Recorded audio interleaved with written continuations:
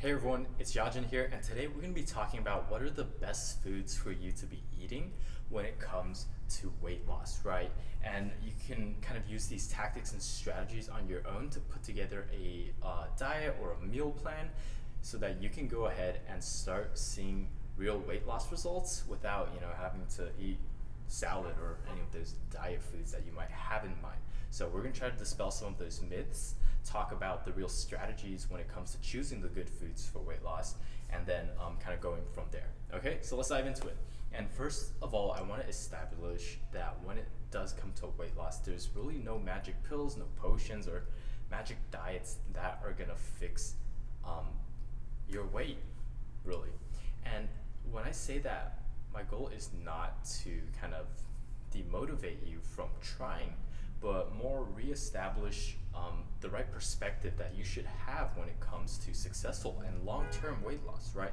Because when any of us are out there trying to lose weight, you're probably not trying to lose weight for the next week or two, right? Or maybe the next month or two down the line. You probably want to lose that weight and keep those results there for months and years to come, right? And if that is the goal, then we have to step back and not pay so much attention to those quick fixes out there that might work in the short term, but definitely won't hold down your results for the long term, and focus on habits, because it's our habits and our behaviors that really determine whether or not we're able to gain those results and keep them there for long term, right? And there's this quote that I always like to touch back to, which is, people don't decide their futures, they decide their habits, and their habits decide their futures, right? Because every little thing that we do from the moment we wake up in the morning to the moment we fall asleep at night, and arguably in between those 2 points as well, is going to determine, for example, the foods that we eat are going to determine how we look, how we feel, how we go about doing our day, doing our business, right? So first of all, I want to be able to establish that if we're shooting for long-lasting results here, then the only way you can really lose weight and keep it off is by changing your habits. Okay, so now when it comes to nutrition, what are the right habits that you should have so that you can see these results long term? So let's break it apart. What kind of diet would be considered a healthy diet? Now, when it comes to a healthy diet, I want you to try and ignore any of the news or media hype out there, because the job of the news is always to try to put out something that's attention grabbing, eye catching, and interesting.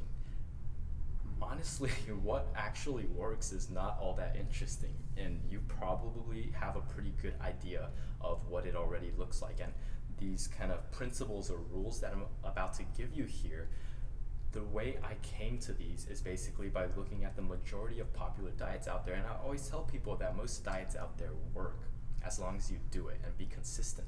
The problem most people have by following one specific diet, though, is that there are so many rules and restrictions on those diets that all of a sudden you're not allowed to enjoy yourself. And if you feel like you're eating something that you don't enjoy on a regular basis over and over and over again, guess what? You're probably not going to stick to it, right? Even for a short term. Like, nobody wants to eat something they don't want to eat, quite frankly. So these are kind of the general rules and guidelines that I give to people when it comes to nutrition. You can find these on like the government dietary guidelines. You can find these on shared in most of the popular diets out there that actually work. So first of all, when it comes to animal protein, we should focus on consuming leaner cuts of animal protein. So that's 85+% lean meat and less than 15% fat. All right. When it comes to our overall meals, we should shoot for at least 50% of vegetables in each meal. Okay, 50% fruits or vegetables, one of the two, a mix of the two, in each of the meals that we consume. Now, these next two are really, really big ones. Skip out on processed foods. A lot of the times we consume processed foods that get a lot of added sugars, added calories in there, with really no benefit when it comes to nutrient value. So instead of consuming those foods that are high in calories but low in nutrients, let's consume foods that are high in nutrients and low in calories, right? Which are pretty much most of the whole real foods that are out there, right? Vegetables, meats, anything in between there. And when it comes to processed foods, I also want to emphasize, this is something that I brought up in a couple other videos, there's a difference between minimally processed and ultra processed foods, right? Minimally processed would be something, let's consider frozen vegetables, right? Or frozen broccoli. Yes, they process it by chopping it up a bit and maybe like blanching it in hot water, but that's about it. There's nothing else really going into that frozen broccoli for the most part. Sometimes, they might be adding other things to it as well. But because of that, it still is processed, but obviously it's very close to the original product versus something like a Pop-Tart, right? Or a bag of potato chips, which is not so much potato after all the processing that it has gone through, right? Those are usually the foods that have a lot of added calories and very removed from any sort of nutrient values. After cutting out processed foods, what I would recommend is cutting out added sugars, and this usually pops up in the form of a lot of drinks, sodas, coffee, whatever you drink on a regular basis. And when it comes to sugar, I also want people to understand that sugar is not the devil. Now, yes, it's not something that's beneficial to our body, but then I think a lot of the times people try to kind of cut down their sugar consumption and then jump over to some crazy artificial sweeteners or some other thing and make this like largely, the goal is not to eat zero sugar. The goal is to try to cut down as much added sugars as you can. If you're drinking 4 or 5 sodas a day, it's probably like, let's fix that somehow, right? But if you add a little coffee, not coffee to your sugar, a little sugar to your coffee in the morning, honestly, that's probably not going to be the one thing that's like destroying your entire diet, right? So when it comes to added sugars, just understand that it's not like, you shouldn't have to feel like you have to hit zero. However, the goal is to lower it as much as possible. Again, it's just additional calories that you're adding on. And I always tell people, if it's something you really, really, really enjoy and you almost feel like deprived out of not having it, then yeah, you go ahead, have it once in a while. Again, if you add a little coffee to your sugar in the mornings, it's not going to kill you. However, if you're consuming like a high amount of added sugars or high fructose corn syrup and things like that throughout the day, then that would be when I would say, trying to remove as much of those added sugars as possible is going to be very important for you. And the final thing is going to be consume carbs that have high levels of fiber in it. Try to avoid any refined carbs, breads, pastas. A general rule is avoid any white carbohydrates out there, right? Try to mix it up a little bit. Again, you can get your carbs out of vegetables as well. Sometimes you might have to switch over to some form of grain. If you are, then maybe try things like brown rice, try quinoa, different varieties out there rather than the white ones. And those are kind of the general rules again. So cut out processed foods, cut out added sugars, keep your carbs to high fiber carbs. At least half of your meals should be vegetables or fruits. And then finally, if you're consuming animal proteins, try to stick to leaner cuts of protein there. And those are kind of the 5 nutritional principles that I share with people to follow. And for the most part, if you're trying to lose a significant amount of weight and you can transition your diet to all of them following, or the majority, not even all of them, at least 85% of your diet to follow those principles, then you're almost guaranteed to see results out of that, right? But you might be asking yourself now, how do I start? Or where do I start? What do I do?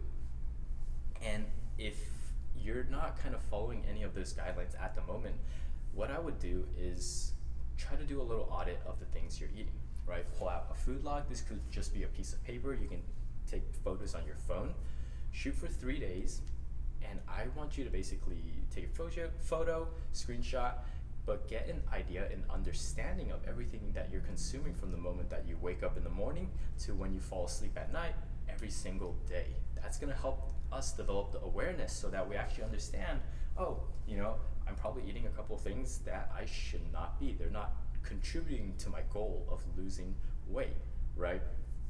But a lot of the times when we don't put that awareness towards whatever we're trying to go after, then you almost don't realize. It's like you eat something you're not supposed to and it just kind of slips past your mind there, right? So first thing to do, take 3 to 5 days, log every single thing you eat, and then do a little review. Now figure out how much of your diet actually follows the guidelines that we mentioned. Again, no processed foods, no added sugars, at least 50% vegetables or fruit, high fiber carbs, and then lean animal proteins if you consume any of them, right? And usually how we track with our members here is that we'll recommend that you basically follow our little food log. If you want to download this for yourself, it's probably in the description down below. Just jump over to our website, and we have it available for download there as well. And what you can basically do is track one meal at a time. So on our log, it usually looks like meal 1, meal 2, meal 3, meal 4, meal 5, and you only track the ones that you actually use. And there's going to be a separate item for snacks, right? And then basically remember those 5 rules that we talked about. You're just going to answer this simple question. Did meal 1 follow the dietary guidelines or nutritional guidelines, right? Yes or no? Yes? Great. Move on. Did meal number 2 follow our nutritional guidelines? No? Cool. Move on. And then that way, it's a very quick and simple way that we can help you keep track, so that you don't have to spend all your time counting calories or counting macros or really paying that much attention to what you're eating. They're very simple rules, right? It's very yes or no, right? Was this processed? It was processed. Cool. Then you didn't hit the mark there. But after you start recording those things on a regular basis, then I ask everyone to shoot for at least 85% of the time to follow those guidelines 100%, right? And then usually we'll check in like once a week just to add everything together, see what you scored throughout the week, and again, driving that additional awareness. Maybe you didn't do so well this week, and we have to take a step back and understand how can we improve here, right? What changes can we have made? Or maybe you did amazing and it's like, okay, awesome, let's keep on going. You're making really great progress there. But if you can drive that awareness to really understand the foods that you're eating and then take the right steps to adjusting them to follow the 5 rules that I just gave you there, then honestly, you're on the right path to not just creating weight loss in your life, but producing long-lasting results. And the big benefit of using those 5 rules rather than saying, oh, I'm gonna follow one diet or another, is that you have the flexibility to choose what goes in as long as they follow the rules, right? Again, back to the point I made earlier, a lot of people start these diets and realize, there's so many restrictions that it's difficult for me to follow all these rules, when in reality, most of those guidelines just follow these same principles that I just shared with you here. And if you just focus on those principles instead of the actual rules and guidelines of the diet, then you can go ahead and craft meals that are more preferable to your own taste buds, right? And I find that that's something that has really helped me as well. I can understand, okay, hey, maybe I'm okay with eating oatmeal. Obviously, I would add some other stuff to it. That's a whole nother topic. But then this way I can choose, oh, I'm gonna add some sort of meat to it. Great, as long as it's a lean protein. Maybe I'm gonna add some chicken stock to it. On other days, this is a whole different recipe. I might add chocolate or some oatmeal. Oat milk, not adding oatmeal to my oatmeal, but adding oat milk to my oatmeal. Man, that's like a tongue twister. But then you have the flexibility to do those things, which I find makes a really big deal. And the last thing that I'm gonna leave you with, the reason why I have most people shoot for that 85% mark is I wanna leave that 15% for you to go out, to enjoy the things that you're eating, right? Because if you're sticking to this diet all the time, every single meal, nonstop, eventually you will get sick of it. And that's usually where we see people binge out on, a bag of Cheetos and a tub of ice cream and these crazy amounts of calories that probably could have been avoided if you just said, hey, I'm feeling up for some Cheetos. I'm gonna grab a regular size bag of Cheetos and not like 4 family size bags, right?